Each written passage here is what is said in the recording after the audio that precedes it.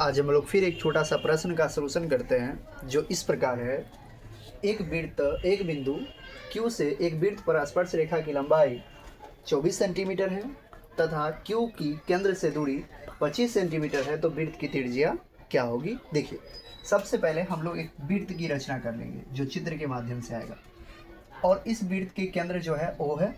इस वृत्त में का क्वेश्चन कह रहा है कि रेखा की लंबाई यानी कि स्पर्श रेखा की जो लंबाई है वो 24 सेंटीमीटर है। इस पर एक स्पर्श रेखा दे देते हैं, ये P है।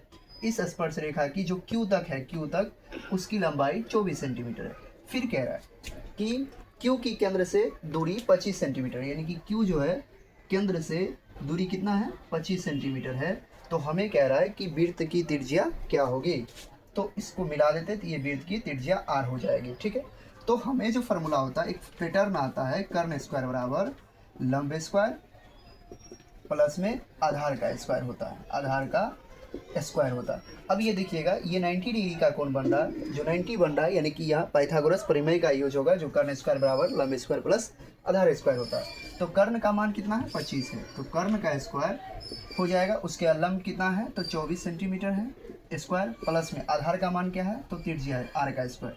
तो 25 का स्क्वायर 25 आता है, बराबर में 24 का स्क्वायर 576 हो जाएगा, प्लस में R का स्क्वायर R स्क्वायर हो जाएगा। तो अभी हमें लोग को समझना है कि 625 में से 500 जब 76 को घटाएंगे तो R स्क्वायर बराबर 49 आएगा। स्क्वायर हटता है तो रूट चढ़ता है, तो R बराबर आ जाएगा रूट अंदर 49। यहाँ पर कुछ नहीं है तो 2 है, इसका मतलब है कि 49 जो है 7 का स्क्वायर है, 7 गुना 7 आ जाएगा, तो R का मान 7 सेंटीमीटर है। हमें आशा और उम्मीद है कि आप समझ गए होंगे। धन्यवाद।